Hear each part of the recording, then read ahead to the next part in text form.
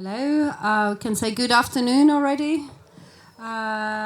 This is one of the English language talks that we have during the Opinion Festival in Paide.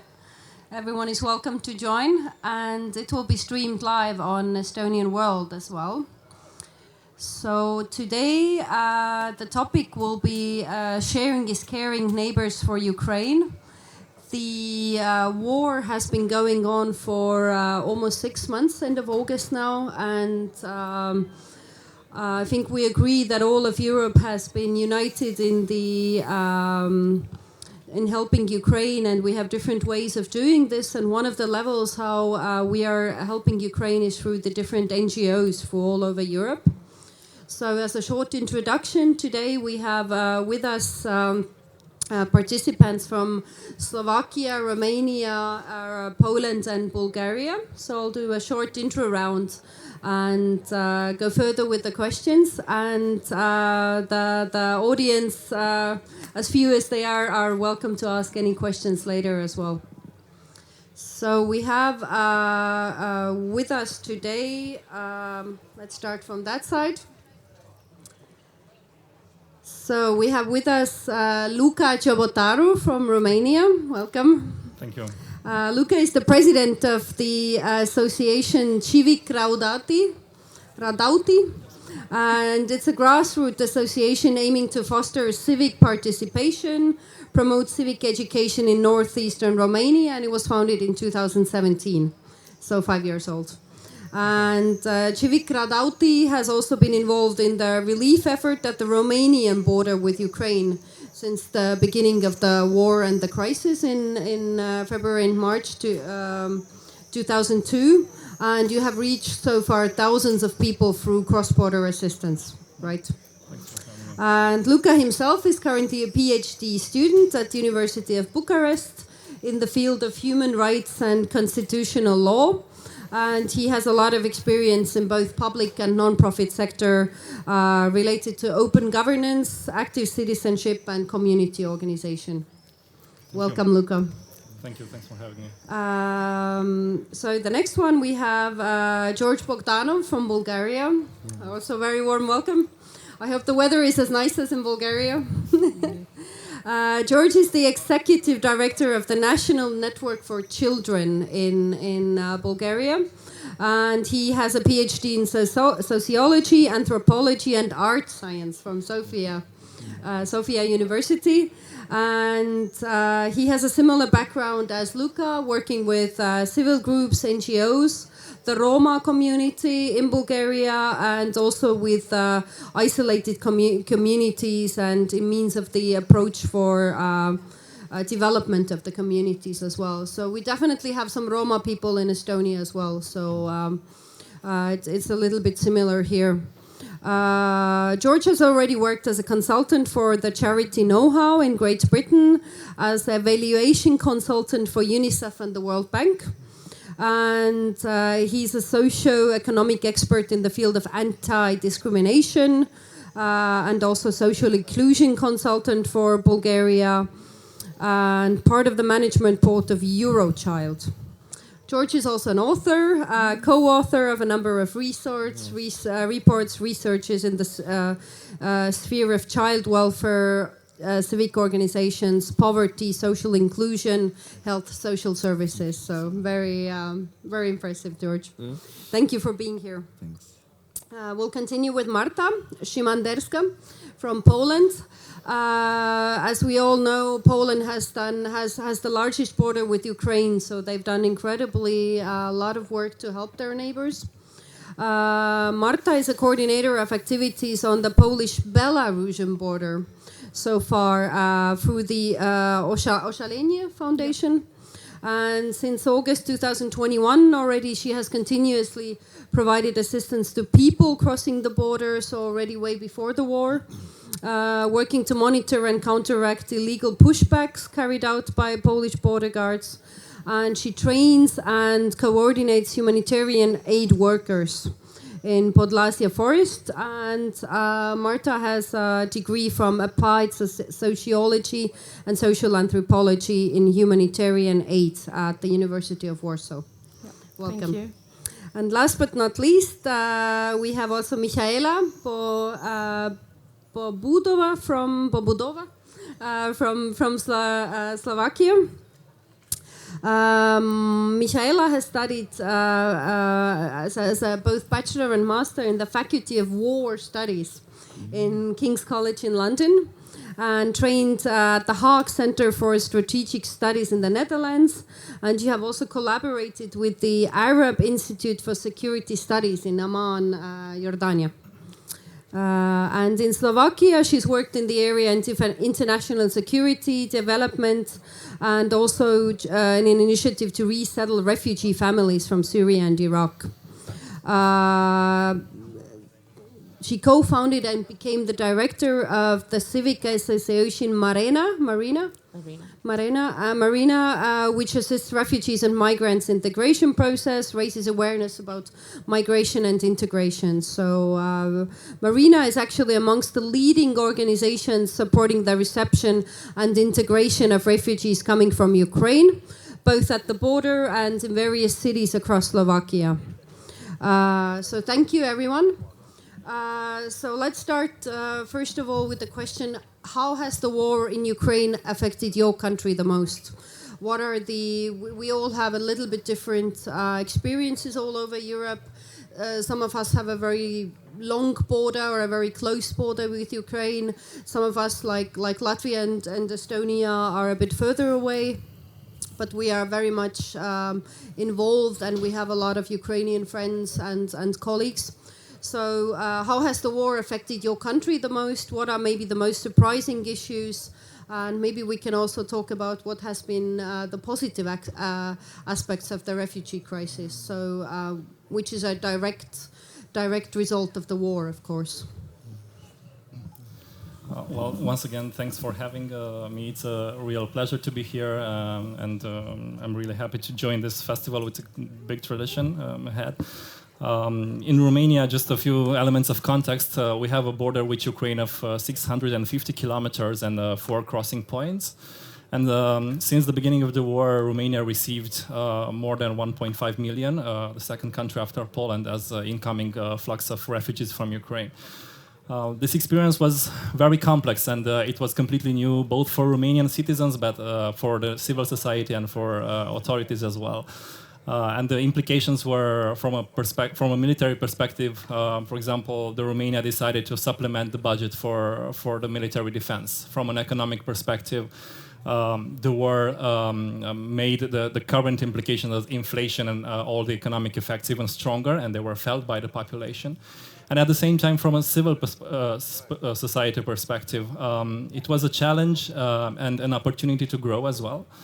Because this cause brought us together, and in Romania, this cause created the opportunity to build some bridges between the social actors, between non-profit actors, and also to work in a completely new environment with the state. So there is also a positive part, because this effort is an opportunity for the Romanian civil society to grow, and also maybe to sustain this effort on a long term. We know the war has been going on for a few months already, but no one can predict what will be coming after. So this growth capacity could actually lead to maybe a more organized, sustained effort, and the mobilization in the civil society was amazing. The first months and the coming months, the solidarity that was built. It still exists, and there were more than 250 NGOs in Romania active on the refugee crisis, from social services to emergency relief to cross-border operations. So, as a general overview, the implications are very complex, and I think the civil society played a key role in dealing with this crisis. This is exactly what I've heard about Ukraine itself, how the people within Ukraine, there are also millions of people who have moved not abroad, but are refugees within Ukraine itself, and how they are helping each other, and how the civil society has taken a part. So I'm glad to hear it's very similar in other countries. George, what about Bulgaria? Actually, Bulgaria doesn't have a common border between Ukraine and Bulgaria. But even that, we have been affected from the crisis.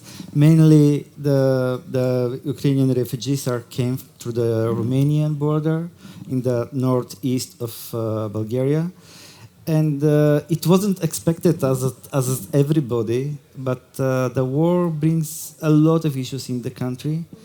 As an executive director of National Network for Children in Bulgaria, uniting more than 140 NGOs all over the country, I may say that actually it has a huge implication on children's rights organizations. More than 130,000 citizens from Ukraine passed the borders in the nights, in buses, and etc. It was very difficult time. And on the first line was the NGOs and the volunteers and children's rights organizations in the several places where the bus is coming and crossing the Danube. Since then, because our work as a national network for children is to advocate for children's rights and to do policies for better lives of the children, actually, we've been part of the ministerial committee in a very high political level in Bulgaria, and we present them and we try to change some legislations to be much more quicker to absorb the Ukrainian citizens in Bulgaria. So there is a lot of issue around children's, but the positive things is that nearly 3% of the child population in Bulgaria is increased because a lot of children came from Ukraine. Of course, we have a problem now how to bring the children in the education system. But this is the issues which we can discuss later on. Absolutely. I think these are also the common issues, again, what each of the European countries are facing who are accepting the refugees and need to find a place for the Ukrainian children in the schools. One thing that has stuck with me as well, I think it was also already mentioned in one of the panels yesterday, but a lot of the Ukrainians we have met here in Tallinn ourselves, and they all agree that maybe the children have been affected by the war the most, but the Ukrainian mothers are very adamant on not letting this ruin the joy of their children's childhood. So a lot of them are on a mission to keep the joy alive, even as a refugee, to find a normal life for as normal as possible life for their children. This, of course, includes kindergarten, schools, and so on. So at least until they can go back to home, that the children would have a safe and a joyful environment as well. So this is something that I have definitely heard from a lot of Ukrainians. So I think the children topic is especially important. So thank you. Let's continue with Poland. Do you already know how many refugees has Poland received? How many million at the moment? I think right now we have the ones who stayed, we have approximately from 1 million to 1.5 million. Okay. So that's already the size of Estonia. Yeah. We are 1.3. Yeah, so but I feel like I'm gonna repeat after my colleagues because it is a very complex issue. The same in Poland happened. The civil society did and is still doing an incredible job. And I think that it shows two aspects, because right now I feel like Poland and civil society is very overwhelmed because our government is not doing, unfortunately, much. But also, as I am working on the Polish-Belarusian border, where is the humanitarian crisis, it's from August last year,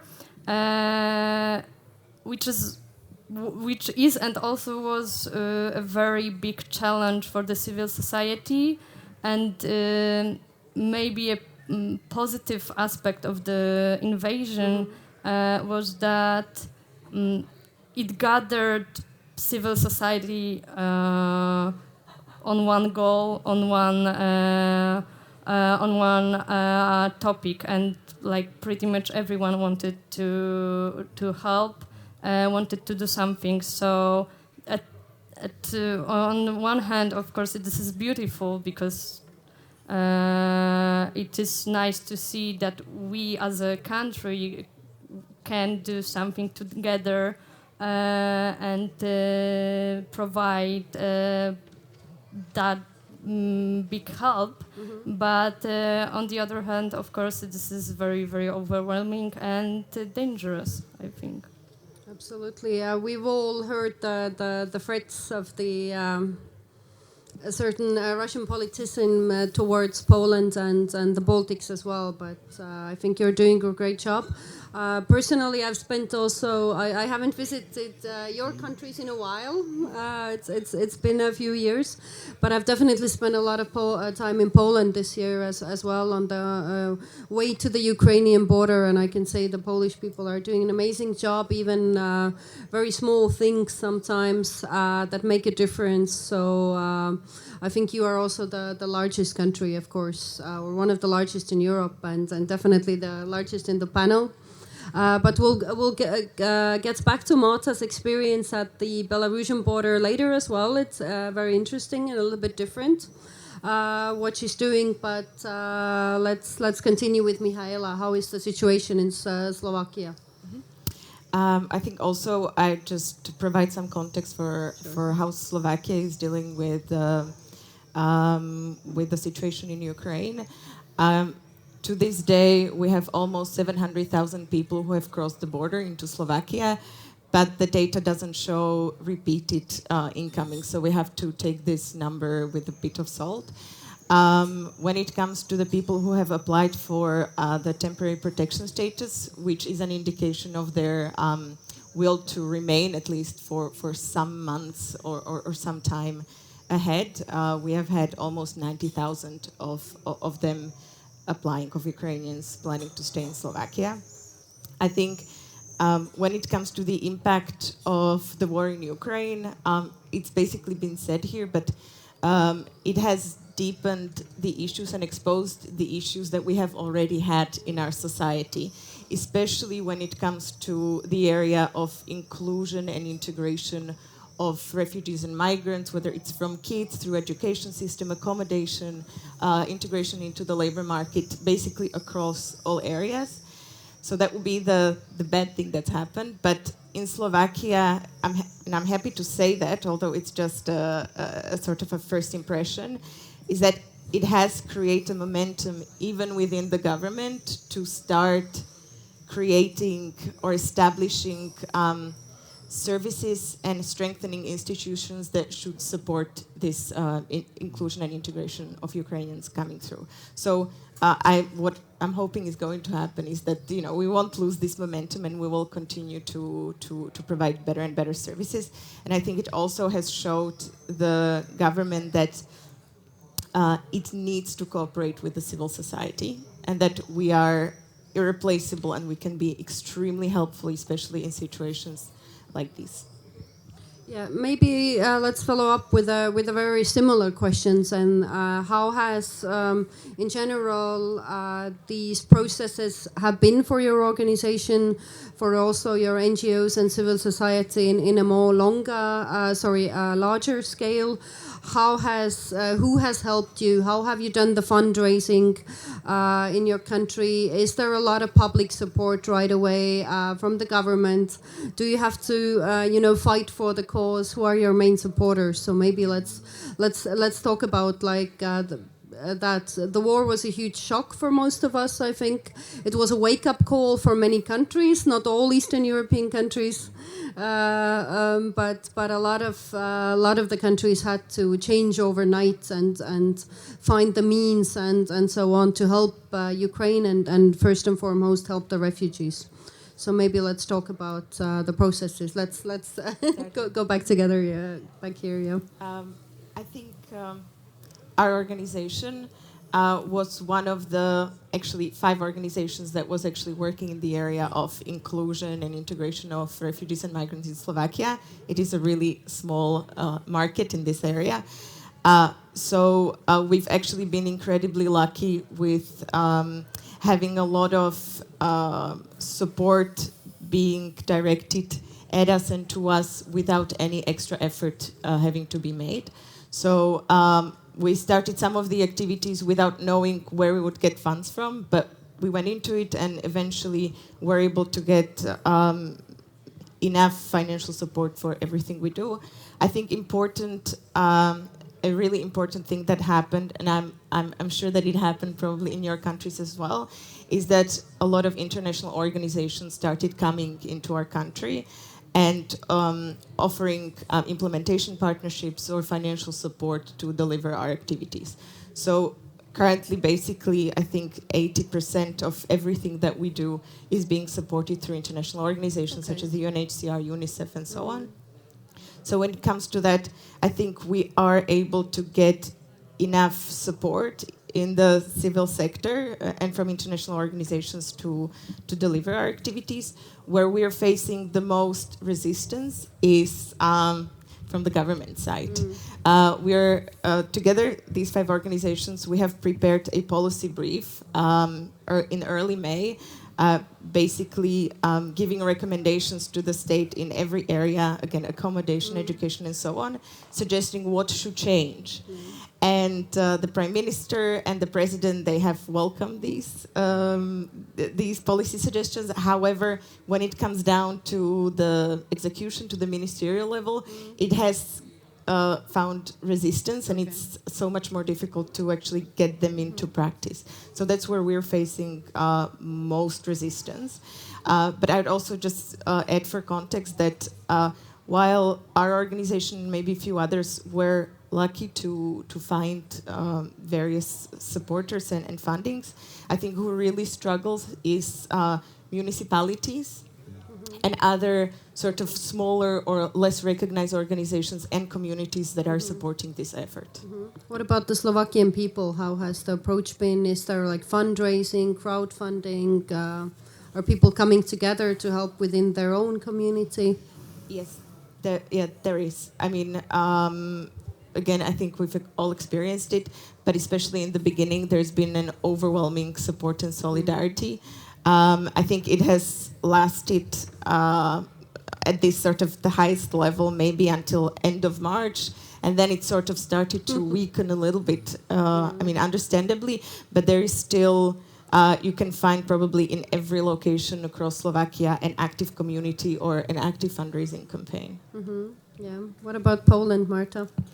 Well, the same as your organization. Our organization has over 20 years of experience in integrating foreigners in Polish society and educating foreigners, also teaching Polish as a foreign language. So, and we've become quite a big organization and organization that people know about.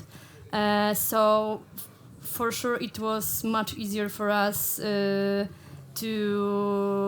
gather some sources. Our organization is not depending on the foundation from the government. So it was as for the financial aspect, it wasn't that difficult for us. And of course, as we have experience, we also have many resources. We knew how to integrate people, how to work with people to teach them Polish language, etc. But the same from the government. Yeah, it's the government doesn't want to cooperate with NGOs most of the time, and we also try to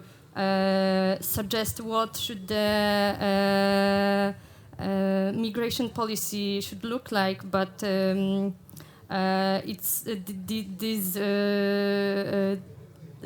these talks are very difficult. And So would you say people have more power in Poland to change things Yeah. and Yeah, actually that's for get sure. things done to help out? then government, yeah, and we are more willing to do that. I've definitely seen that, yes. So, Yeah. yeah.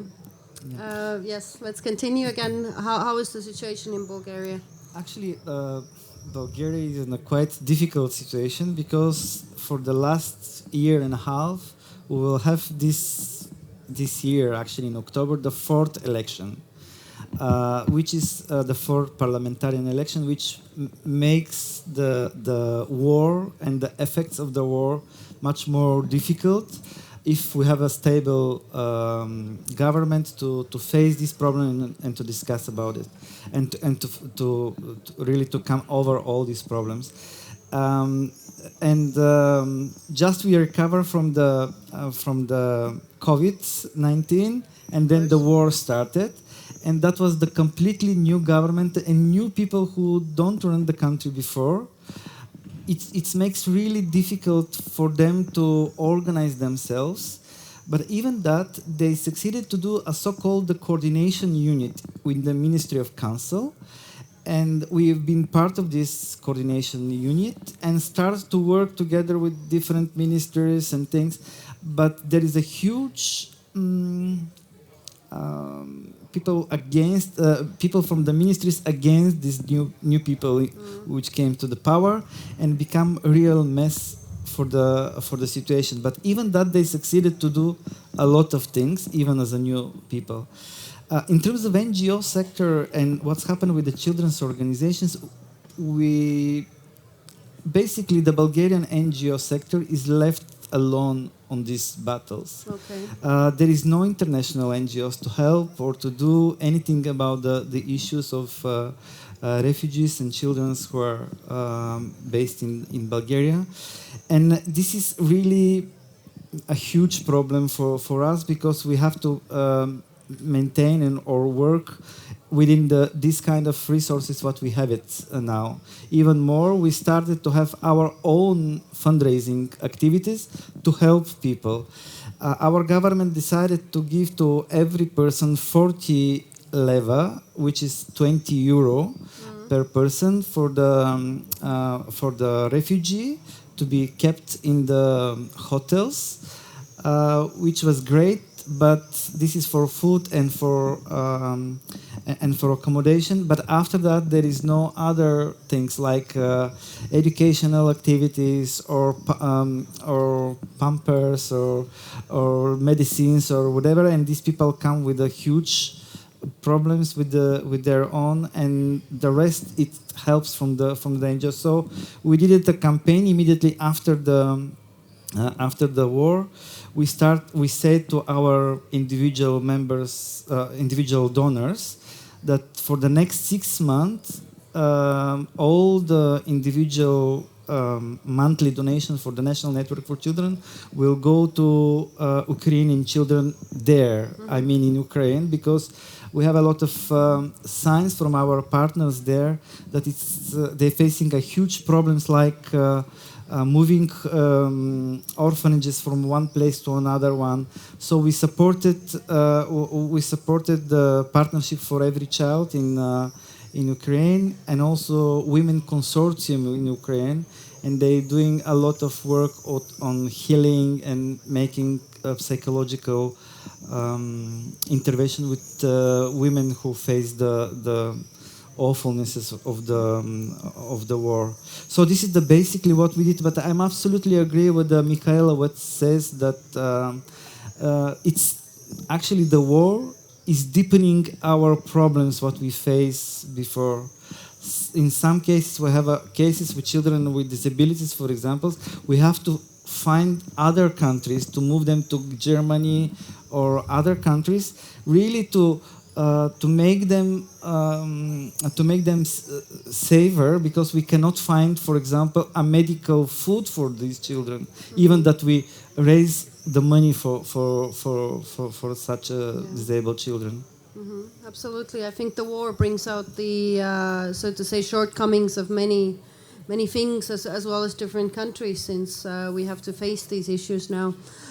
Just out of curiosity, do you maybe also know how many children have been orphaned in Ukraine since the beginning of the war, approximately? Are there any We don't numbers know. about I that? I think there is no such a data. We've been with the colleagues from Poland, Slovakia, and other in separate chats from Moldova and Romania, and we're discussing the different issue about the childrens and how the children are crossing border, because we are aware that a lot of children can become kidnapping, and women also be trafficked, and a lot of issues around this. So we try to do a self-organization on that. Thank you. But we don't know the exact Yeah, number. okay. Yeah, just curious. This is also a topic close to my heart. So, Luca, what can you say about Romania? Well, for a bit of a context, I run a grassroots organization which is based at 20 kilometers with the Ukrainian border. I think the key word is sustainability. I remember my colleagues in the first day when the war started, they just filled in their trunks of the car with goods, and they went to the border, because I think this is the advantage of the civil society, is more flexible, more adaptive, and more creative and innovative. And as it happened in the COVID crisis also, the civil society somehow took the pressure from the state's shoulder in the first weeks. And afterwards, when the public authorities put all the processes in place, they started working together. In the beginning, we just launched a fundraising campaign, and it was a big satisfaction to see that there were people who donated for an NGO cause for the first time in their life, and it was a big positive energy there. Unfortunately, that enthusiasm is gone right now. So as many NGOs did in Romania, because also as a matter of context, Romania was a transit country. So from the 1.5 million Ukrainian citizens received, less than 1/10 of them remained in Romania, and about 43,000 asked for temporary protection measures. For this reason, the effort of the Romanian civil society was focused mostly on the emergency response at the border, and then on cross-border operations. And because this, in order to support this kind of operations on long term, you need not only financial resources but also human resources. We try to collect this energy from the society and organize it in a way to have to maximize its impact. In the further months, we reached some national donors because people already got aware, and the companies, the private actors, got aware of this situation. And after starting with April and May, the international organizations stepped in.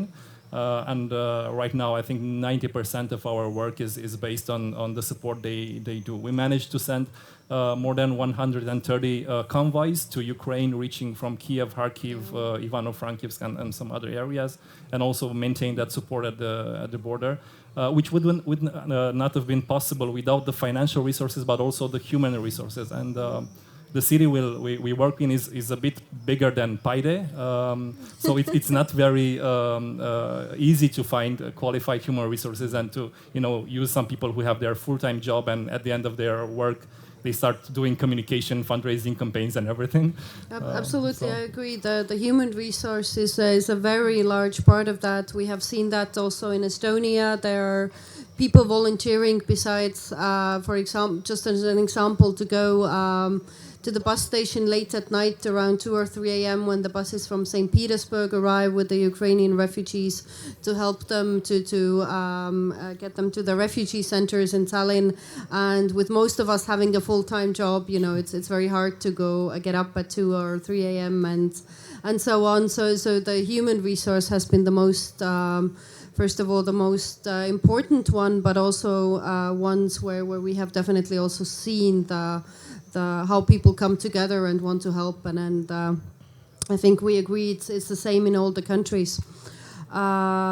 Let's talk about a little bit different topic on how this seems to be a very unique situation for most European countries. So I think we again agree that since the World War II, where half of Europe maybe were refugees themselves, but since then we have not really had a refugee crisis where the refugees are Europeans. They are very much like us. They share the same culture, same background, same beliefs, and most of them are willing to work and contribute to society. So in Estonia, it has been mostly, again, a very positive welcome. And to be honest, even our most extreme, both far left and far right wing parties and politicians have been very quiet about this.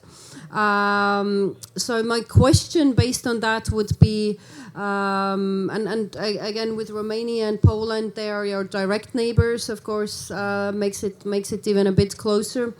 So my question would be, does helping another European nation against this aggression and the crisis, does it trump also in your countries this usual fearful, careful, conservative approach of many political groups?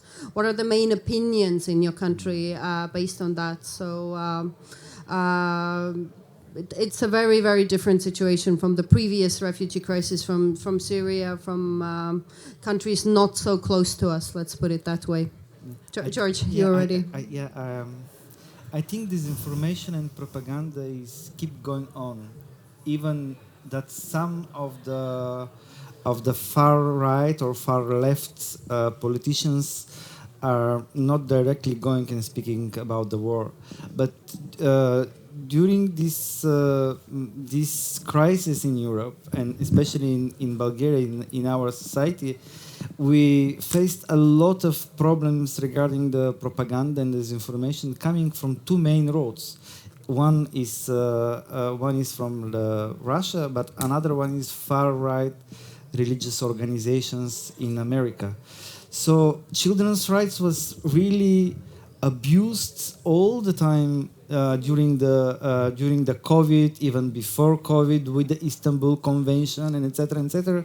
And when we come to the war, at the beginning they were very quiet, but then as soon as they started to do their propaganda issues, so they very easily turned the Bulgarian society in some way to discuss, for example, that Putin is right because he did the right things, because this is the fault of the Ukrainian citizens and things like that. And some of the Bulgarians still to believe on these issues. The biggest problem what we have in Bulgaria is that there is no state policy how to deal with such fake news or propaganda issues, which if may compare with the Estonian, for example, it's we are much more you're much more advanced than us on these issues. So it was real battle even nowadays in the social media about who is wrong and who is right. I think again, yeah, that is a real issue in all of the countries. Regarding that, of course, Estonia has its own Russian-speaking minority that has been exposed to this the most, and although we have closed the directly, let's put it, the sources and the channels coming directly from Russia, not the local ones. We still have a lot of local news in Russian, but most people agree that it also came too late. And of course, it's very easy to still watch them online. You can't block everything completely nowadays. But coming back, I'm very interested or curious about the mentioned about coming from the US. So how is the extreme or the extreme opinions in US reaching to even influence Bulgaria? Yes. Also through social media, or what is the I haven't heard about it before, so that's very interesting. I can give a big lecture about this, but because I'm personally, maybe shortly. because I was personally attacked from that kind of groups. But the thing is that like this, these far-right religious organizations, they exist everywhere, not only in America, but also in Europe. And they not only from the Protestants' roots, but also from the Catholics and even some Orthodox churches. They created a so-called Agenda Europe, and they're against the human rights, the children's rights, and etc. And they become to fight for their own rights, how they call it. So the Istanbul Convention was a huge document discussing. During that time, they were very active in Bulgaria. We didn't ratify it because of them. And personally, I was attacked because I'm leading the biggest NGO in Bulgaria. And at the moment, I'm suing 7 people in Bulgaria because they personally attacked me, says that I'm bringing children to myself and selling to the Norway people because that's going to be improve their genes. I mean, with our unique gene as the Bulgarians. So you can imagine things like that. It was made it a real awfulness around the society. But at the end, with this war, what we're facing at the moment, people understand who are actually those people. Of course, now the situation is much more on the Russian propaganda coming from Kremlin and etc. But also we haven't forget these religious issues, and then somehow they connected with the Trump policy and etc. and etc. Okay, I think my next question will definitely be about the war on social media and so on. But let's finish this one first, and Luca. So in Romania, the far right discourse was being built on criticizing the European Union, and somehow creating an alternative, saying, okay, let's look on how China is developing, or let's look in the east, not necessarily to the west. And when the war started, somehow the object of the discourse was they were left out without this kind of discourse, because the European solidarity was amazing, and we know European Union is not perfect, but it's the only option for democratic values right now. And for this reason, somehow the far right party and also the movements and the discourse somehow were diminished. But at the same time, now they focus on the economic disparities and on the social inequities, and you can see a growing discourse on why helping the Ukrainian citizens and not helping maybe our people. Absolutely. And from this perspective, the risk is to have a polarized society without clear lines, without clear directions to see. But at the same time, I think the government has the responsibility to tackle this kind of discourse. The NGOs have this responsibility as well. And I'm glad to see that there are more and more initiatives on, for example, media literacy in Romania, focusing on teaching high school students on how to make the distinction between a fact and an opinion, or how to verify the information. Because we live in a digital world, and in Estonia is more digital than elsewhere. So we really need to have these clear lines, and maybe have those core values and directions that will keep us on track, whatever the propaganda will be like, whatever the discourse will be changing in our societies. Okay, but the positive thing I heard from what you said is that Romanians, through the crisis, still feel closer to Europe and European values and European Union again. So they see it as the only option currently. The population is very pro-European, and we have at the same time a minority in Ukraine, which is the second after the Russian minority. So we have pretty many tens of thousands of Romanians there. So we didn't have this maybe polarized discourse about why helping Ukrainian citizens, because at the same time we had this common experience, and we had some people that were there in Ukraine, were speaking Romanian language, that could share the real stories of what's happening there. And that was an element that somehow made the things to be balanced, although there were also attempts to divide the discourse. Okay. So very short about Poland as well. Poland has been confusing us in the past years. we follow a lot of the very conservative, religious, and so on, the abortion ban and so on. On the one hand, like you mentioned, the government, the politicians, and so on, the extremes. But again, at the same time, the personal approach, I think all the Estonians who met Polish people who've been there now during the crisis, we all agree that Poland is the, again, number one nation in helping, in friendliness, in doing everything they can for the Ukrainian neighbors. So how do you see that? Has it made these more extreme parties or wings a bit more quiet? Or has it even fueled the fire? How do you see that, Marta? I'm also still surprised.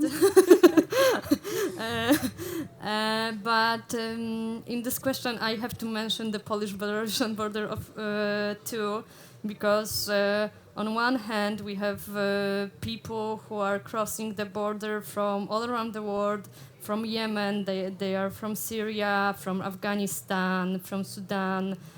From Congo, people fleeing from the same thing, the war. So, and Poland is not only not helping them, but is actually killing them. So we have that, and then we have Ukraine, where I think why our conservative government is, of course, helping, but is letting help NGOs, maybe. Not getting in the way. Yeah. Is first of all because even before the war, which started, of course, in 2014, and before the invasion, we had quite a good relation with Ukraine. Between Poland and Ukraine, the relation was quite good. And but then after the invasion, even on this border, it happened a lot that people of color weren't treated the same way. People didn't want to take them to the cars. They only wanted Ukraine citizens, which was really difficult. So yes, it like. Conservative parties are agreeing that we have to help people fleeing from Ukraine, but what they mean, they want to help white people fleeing from Ukraine. That's very sad, but thank you for being honest. What about Slovakia? I know a bit less about the political situation, and it's been years since I visited. But could you share us your opinion about how Slovakia has dealt with this? Yeah, I mean, currently in Slovakia we have a government that's the better choice of the two that we had, and from the very beginning, it's been an overwhelming support for Ukrainians, to an extent that even the far right and the Russian sympathizing parties felt that they shouldn't be too loud about it, because the society was unified in supporting Ukrainians, and it has continued throughout. I think still we have overwhelming support for Ukrainians. It has eroded slightly because of the same experience that Luca was describing, that right now we're, because it has, having so many people in the country has created a lot of social tension and so on, that there is, we're starting to hear more voices criticizing the support that we're providing to Ukrainians. There are insufficient spaces in kindergarten, so people think that Ukrainians are preferred when giving out spots. Slovaks are, this is a very popular criticism, Slovaks are unhappy about helping Ukrainians that are wealthy, So there was a big thing about like Ukrainians coming in Mercedes and BMWs and so on, because refugees should only be poor, and so there's a little bit of this, but still overwhelming support. There's been some research or focus groups done in Slovakia, and it seems that Slovaks are generally supportive. What they want to see is that support is being effective and targeted, and that there is no waste and unnecessary support provided to those that don't need it. And we also share the same experience as Poland with regards to this being making differences in color of skin or the origin of Ukrainians. Actually, our organization was at the border from the 26th of February, and I think 26, 27, and 28, we had the most people coming through the border of foreign origin. So we had Nigerian students, Ghanaians, Indians, and so on. And we have seen firsthand the different attitude and approach to them.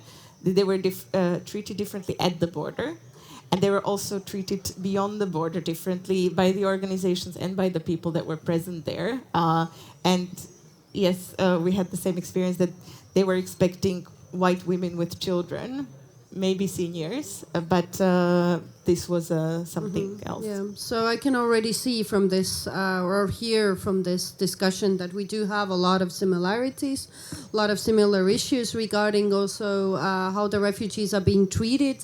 And one thing that also now was one of my questions, but you already basically answered, is that there is also still some, pushback or something from the local society. Again, some of the minorities in Estonia, it has been some of the local Russian-speaking people, in your countries, different groups, but there's definitely been also some kind of complaints that they've never received this kind of support, and that we should help our people first. So I think it's also an important topic to realize where the local frustrations lie, basically.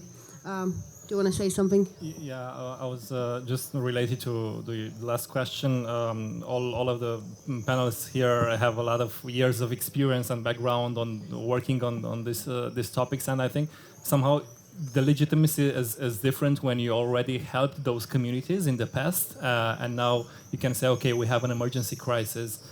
This is the priority, but however, we did these efforts in the past, and we will do them in the future. So you can tackle this kind of discourse by showing actually what has been the effort so far, and that there is no actual discrimination or a preferential treatment, but it's just about prioritizing the resourcing according to some urgent needs when people flee from war zones, and we've seen this kind of reaction not necessarily in urban areas, but in smaller communities, and you can tackle them in this way. And that's a very good tip, also for Estonians, and also for, in general, honest communication is the key. So thank you for sharing that. But also, I think it's all a matter of open society and actually making people realize why is it necessary. So maybe very quickly, let's talk about Marta's unique experience. So Marta has been working on not the Ukrainian border directly, but Poland-Belarusian border. And as we know, Belarus also faces its own problems. And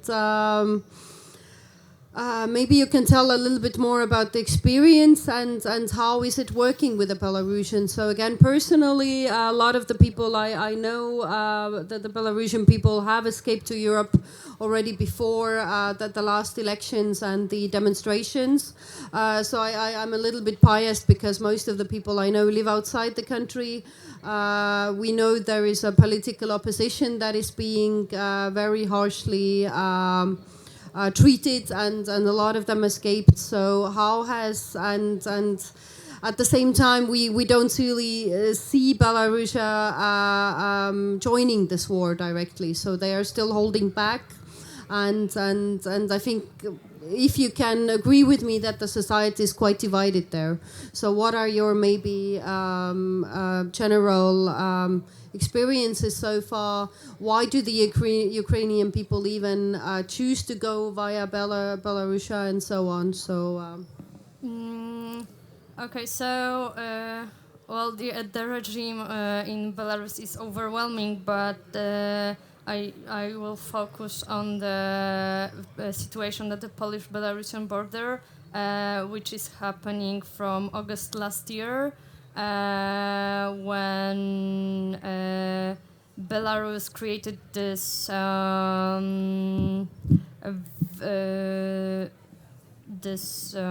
path for refugees and migrants to come to Poland. Of course, they thought that they will be welcome here, or they thought even that they will cross to Germany. But yeah, the situation is that Poland is not letting people to Poland from Belarus, which is of course illegal. The Polish border guards is pushing people back to Belarus. Is using lots of aggression and is breaking international law. But So what can you do against it when you're at the border? well, we provide humanitarian help, which basically is coming with food, with clothes, with water, hot tea, and it's happening for 1 year now. And we thought last August, we thought that it will end soon, but it didn't, unfortunately. We have a wall now. Yeah, we have a wall now on the Polish-Belarusian border, which won't probably change much, but is, I think, symbolic as for the policy of our government. And yeah, we only can provide humanitarian help, and if people want to stay in Poland and want to apply for international protection, we of course help legally with that. But this is a very hard choice for them, because they of course know what is the situation in Poland, and we tell them that too. And it's even if we help with getting an asylum, which should be legal and open for everyone, even if someone crosses the border illegally. Even if we help, it doesn't mean that they won't push this person back to Belarus. Okay. Yeah. So do you think in case, or here's hoping, theoretically Belarus will get a more fair democratic government at some point in the future, would this change their relationship with Poland? Would it make things better? Or is it damaged beyond control, the relations? Yeah, I think so. I mean, I cannot imagine if Belarus will have like a democratic policy, but even if it would, Belarus and Poland is as responsible as, I mean, they are both responsible for the situation. Mm-hmm. So it's not only Belarusian fault or a fault, but also the Polish side, because they chose to break the law, and they chose to. I mean, we chose to. Our government chose to, and unfortunately, government chose to because our civil society is racist and doesn't want refugees and people of color. Well, again, thank you for being honest. It's a very difficult topic that we can't, of course, discuss all of it today. Before we wrap up, are there any questions from the audience? We can give the mic a little bit further.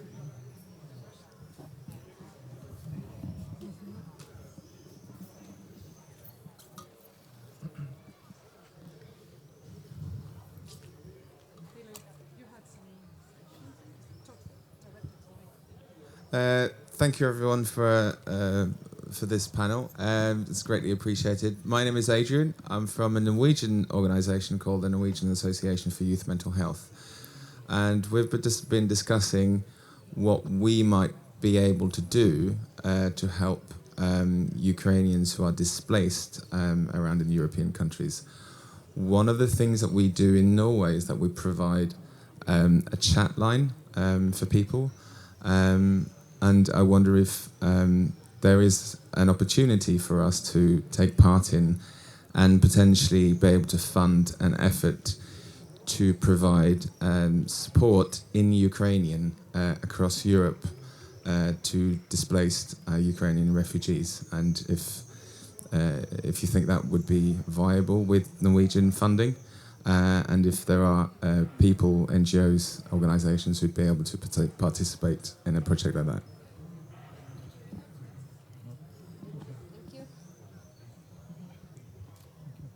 Thank you. Any comments? Yeah. I'm sure there is. There's always an opportunity for cooperation. I guess it would also depend on what sort of chat line you have in mind. In Slovakia, there are several NGOs that already have or are running some hotlines. Some are literally focused on providing information and consultation on their residence status and legally what they're obliged to do, what are their opportunities within Slovakia. And then there are some chat lines that are organized by NGOs that offer mental health and psychosocial support. And there are several that are being run currently in Slovakia. I think where they have, where they're facing challenges, one is longer-term funding. And the second one, I think, would be disseminating information about this hotline within Ukrainian communities. So they're not, I think, covering the entirety of the refugee communities that have come across. So I think if these two things would seem interesting to you, I could definitely put you in touch with these NGOs. Any other comments? Just really quickly, yeah? Yes. It's my turn. Yes, my name is also Adrian. I'm also from Norway, so that's how it is. We're actually doing both. We have one chat which is regarding mental health issues, and we also were running a chat regarding legal advice when it comes to specifically mental health issues in Norway, but also in a broader spectrum. So what we're looking for, pretty much as Adrian said, is partners that would like to work with us to make a chat line, not a phone line, but a chat service in Ukraine, in Ukrainian, run in a European country outside Ukraine, obviously for now. And we are not primarily government funded, so we're privately funded, and we would like to raise money in Norway for this purpose. So that is the question. We are looking for partners. So we are here today, tomorrow, so just come and say hi. That sounds great. So I definitely agree, because again, we are all in this together. So again, like I said before, some of our a bit closer neighbors to Ukraine and are more directly affected. But I don't think there's any country in Europe that's not affected by the refugee crisis. So I think it would be the greatest experience to simply, first of all, share contacts, share experiences, suggestions, and just help each other out. So we'll definitely come and talk to you right after this is over, in a few minutes. So thank you for the great initiative. But I agree. Let's just stick together. And every country, as we discussed, has its own issues to face. within the crisis, and we can also help each other with that. One more. Yeah, thank you. I'm not Adrian, and I am not from Norway. That's okay. My name is Mikołaj, and I come from Poland.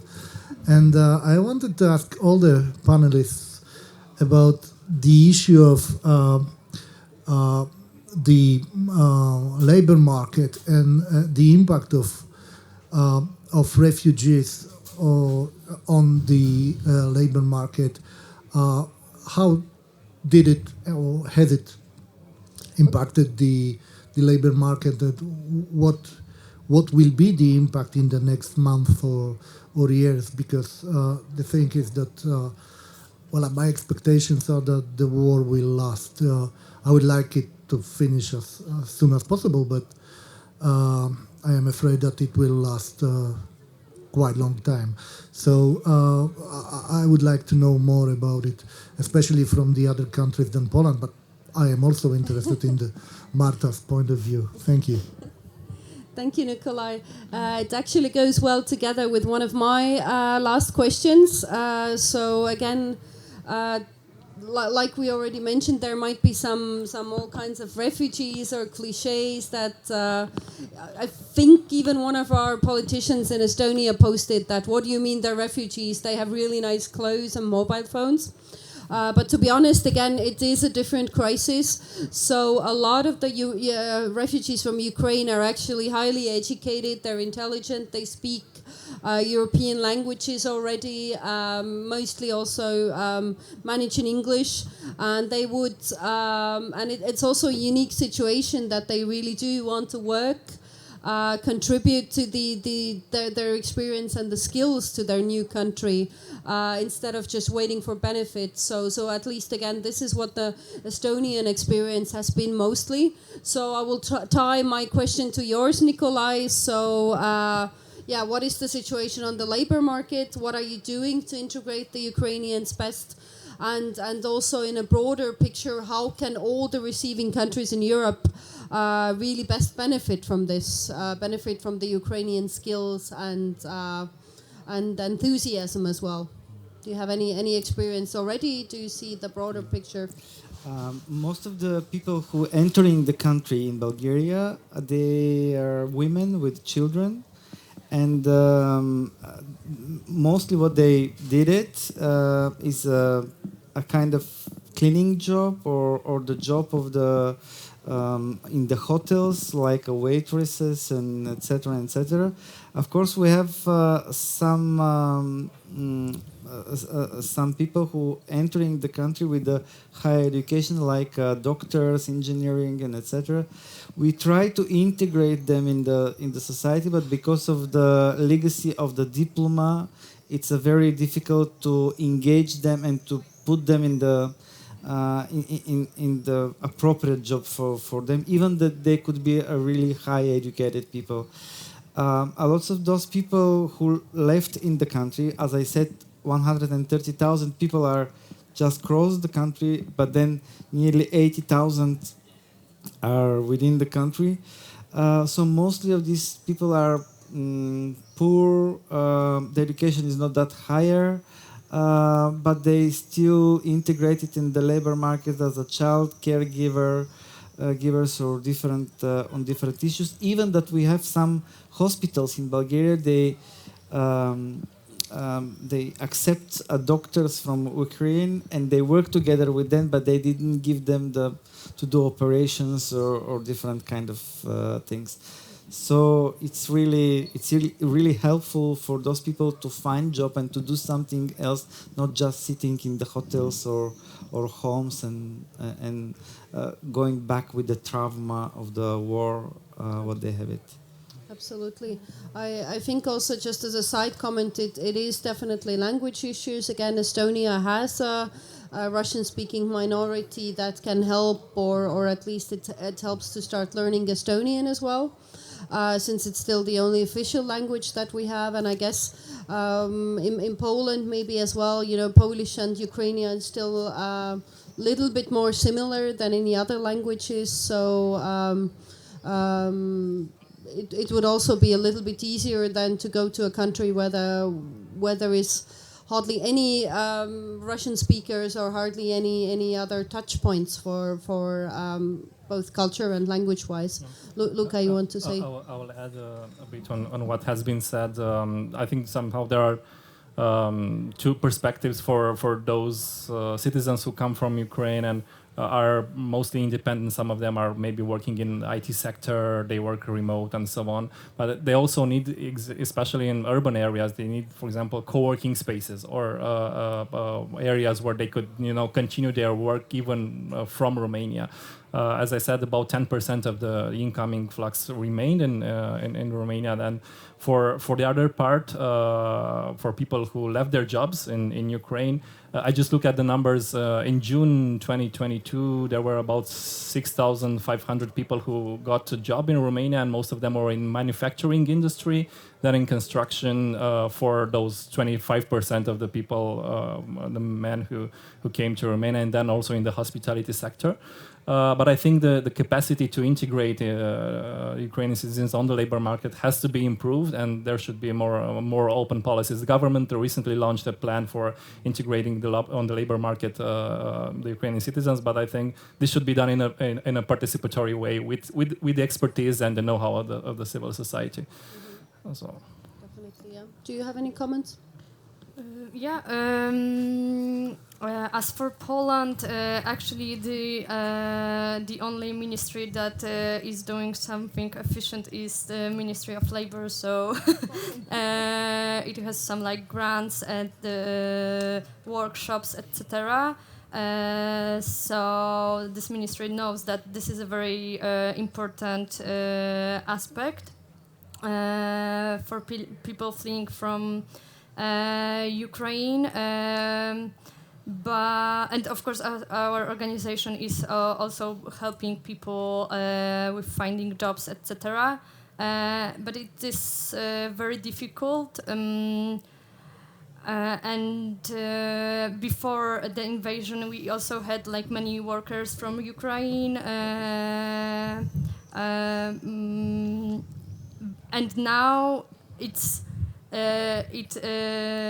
somehow shows that there are some tensions between those Ukrainians who came to Poland before and those who came after the invasion, and it's difficult to manipulate this situation. What about Slovakia to end?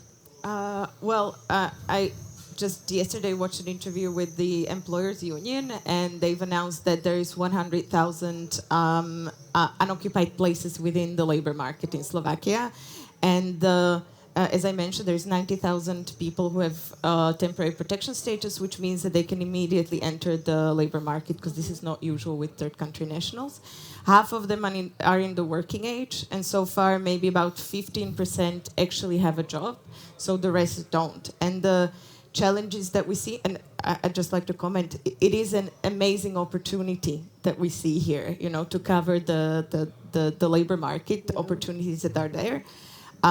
So it's definitely worth an investment from the government and even from employers associations and to the civil society. The challenges we face, and I think they've been mentioned here, are we have a very cumbersome process of nostrification of diplomas and qualifications. So again, we have a lot of highly qualified people coming in, but it takes forever, and in some areas, especially for regulated occupations, it is almost impossible. Secondly, language acquisition. It's one of the biggest barriers, especially in more qualified jobs, because we are still an overwhelmingly Slovak society, and you need to be able to speak to your co-workers, to your clients, and so on. The third thing that we're facing is that the people, adults coming in their working age, are mostly women and are mostly mothers. So what they need often is more flexible hours, and they need some support when it comes to taking care of their children. They need to be in a job in a location where there are places in kindergartens, where schools can accept them, and so on, where they might have some childcare available. So these, and we often hear it that even Slovak women don't have this luxury. I think all women should have this luxury. So that is missing. And fourth, last one is that although we have all these free spaces in our labor market, they're often scattered in various locations, and there is insufficient sort of matching between people who need it with the opportunities. And often it doesn't just come down to a job, but it comes down to the availability of accommodation and all of these associated services. And this hasn't been sort of pulled together enough to provide to any candidate a complex picture of where they would actually be going to. Absolutely, this is a really good example, and these are exactly the issues we are facing, as well as we have a lot of the jobs are in the capital, but it's still much easier to find accommodation and kindergarten in the rural areas or smaller towns. But yeah, thank you for bringing out this general picture. We have the need, we have the people. How do we put them together? How do we manage that? Yeah, one more. Mari? Mari from the Open Estonia Foundation. I have a question that Michaela just tackled, but also to the rest of the participants regarding teaching the language, the local language. We have the same, let's say, problem in Estonia. We just don't have enough teachers who would be able and be there really right now to teach Estonian. So is this something that you also encounter in Romania, Bulgaria, in Poland? And another very practical question that also Michaela mentioned, the accommodation. At first, I mean, during the first months of the war, there were, people were very generous. The refugees found places to live, etc. But now, I mean, we are slowly going back to the I would say, like the usual situation. September is coming, people expect rent, etc. But they are not so welcoming anymore. But at the same time, the marketplaces for the refugees are still quite high, at least for a very large part of them. So would you like to comment on that, or these two questions, the capacity to teach local language and the rental market? Yeah, so again, just to extend that, we need a longer plan. So let's wrap it up with that. How are we going to solve these problems? It was mentioned, the war is not going to end anytime soon. The refugees will most probably stay longer than they have planned in each of the countries. So how do we really tackle these problems? How do we work together and so on? So let's wrap it up with Mari's question. What can we do together? I think on the mid and long term, we have to keep in mind this ability to complement each other's action and the role of the civil society to, complete the state's effort and also maybe make it more efficient. At the same time, we need public policies based on data, and in Romania we still have we lack enough data to be able to take the right decisions, and this is one of the first directions, to get enough data and able to fundament your decisions and your future directions and your resources, especially because they are limited. And at the third time, I think there is a huge need to put in value this the know-how and the energy from the civil society, and also especially from the NGOs which have been part of this effort. And in some cases, maybe they know the situation even better than the state authorities. So we need to find a way to make this partnership sustainable and also regarding the capacity of hosting people. Even the influx has diminished right now. Romania kept its capacity to accommodate people in transit centers and so on. But this is not a long-term solution. So you need to combine this with developing permanent places and also invest in the capacity to train more people to integrate them on the labor market. And thank you for the questions. What about the Romanian language? Do you have enough teachers? Is it hard to learn? Yeah, it's very different, obviously, and it's a Latin language, and it's different for the Ukrainian citizens to learn. The teachers are not enough. There has been some efforts made by the civil society, and now they are taken over by the state, which is good. But however, being a transit country, this mechanisms have to be flexible enough to be adapted according to the future developments. Okay. Thank you. Very interesting. In Bulgaria, we have a lot of efforts on this from the NGO side, of course, together with the Ukrainian Museum for Children's Creativity. We launch a fundraising campaign and just for the organizations to open clubs for the learning Bulgarian for children, but also for adults. It's very difficult because we're really opening some clubs in some places where it's some people there. But the thing is that, of course, we will do it and we will continue to do it, but it's not enough. Let's say like this way. What I would like just to say as a wrap up of the things, we as a national network for children. In Bulgaria, we see the war as a bit in broader context. Yeah. We've been in a war before the Ukraine. Yeah. This war is coming from this disinformation and propaganda, dividing societies, what has been said from the colleagues, dividing our societies, make them vulnerable and make them even in a really difficult stage. And for us, the war is taking away of childhood from children. It's needed to have the efforts from everybody. I mean, from politicians, from the NGOs, from people who are opinion makers in the societies. And we have to continue. If the war is stopping now in Ukraine, we all pray for this. The division of our societies will continue, and we have to be focused on this to unite the societies, to make them much more accessible for others. Yeah, thank you for bringing this out, that this has not only united societies and communities, but also torn them apart. This is a really good point that we have to work on. We have to fight the fake information and propaganda that is going on during the war and so on. So this is a really, really good example that, again, Estonians wholeheartedly agree with. So let's focus on the points that unite us and try to bring people together instead of letting this terror communities apart. But this is also a very, very difficult topic, but thank you for bringing this up.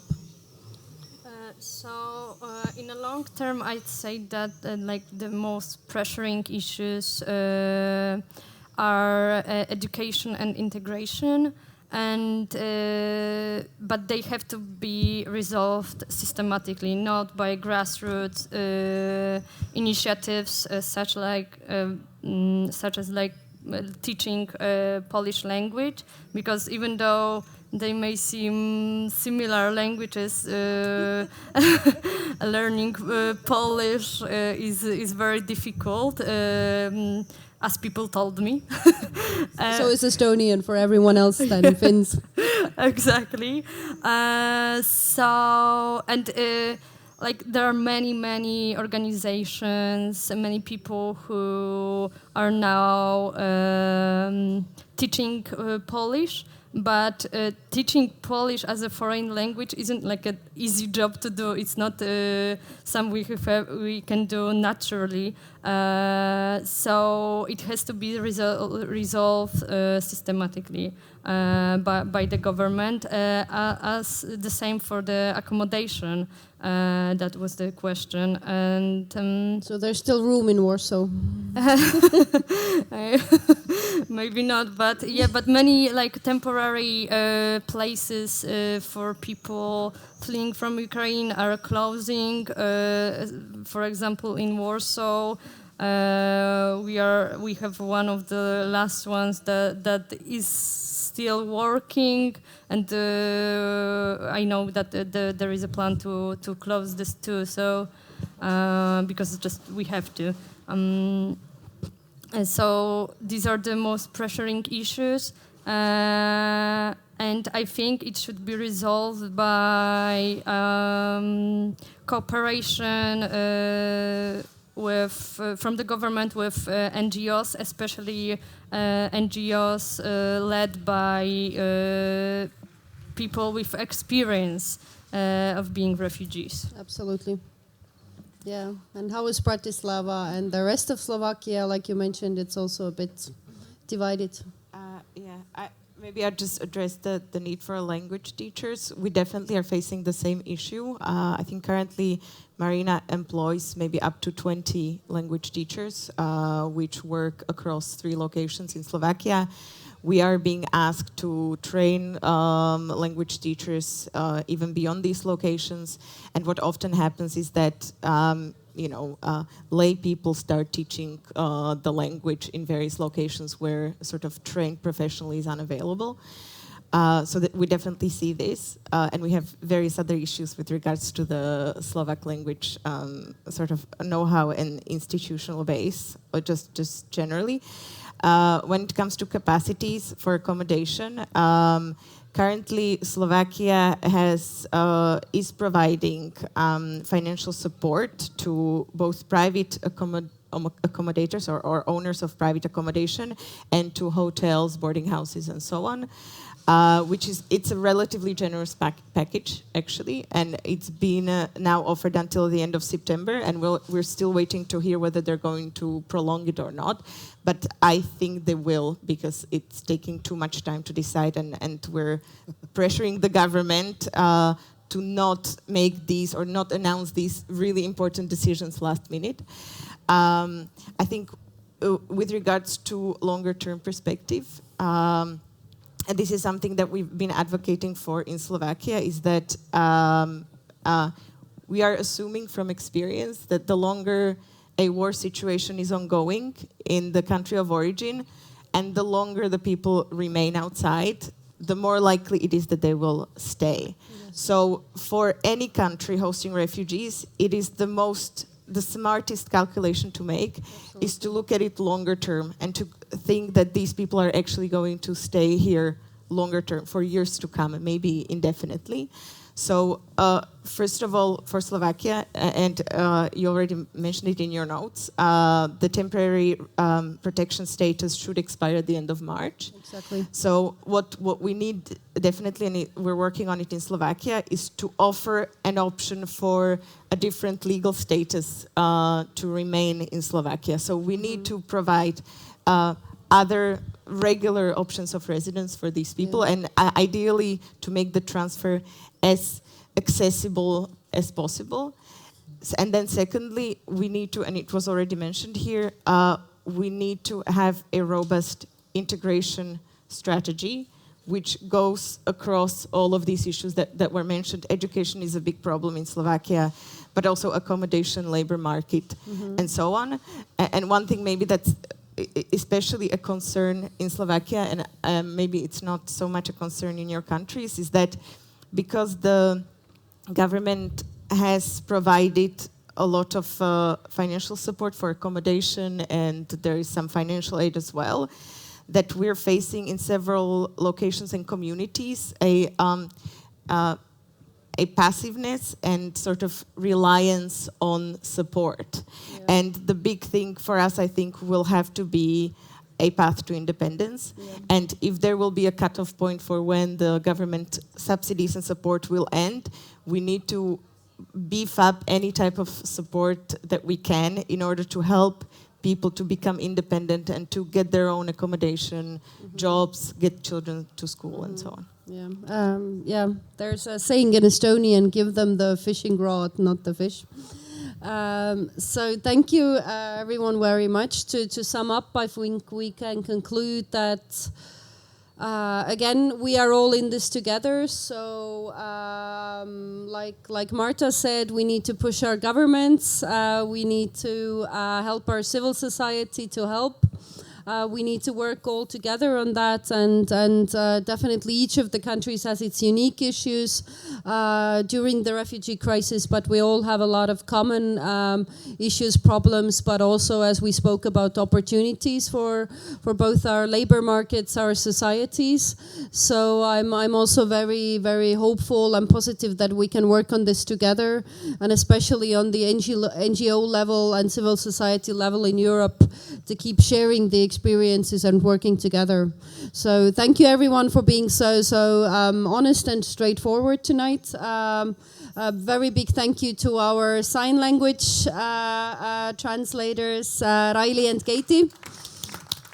And thank you all for listening. I think we're very good with the time as well.